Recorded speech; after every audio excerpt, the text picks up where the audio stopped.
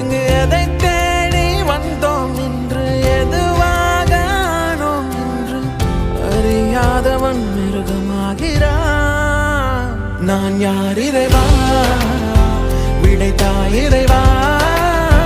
நான் யார் இறைவா, பதில் சொல்ல மண்ணில் வருவாயா. நான் யார் இறைவா, விடைத்தாய் இறைவா.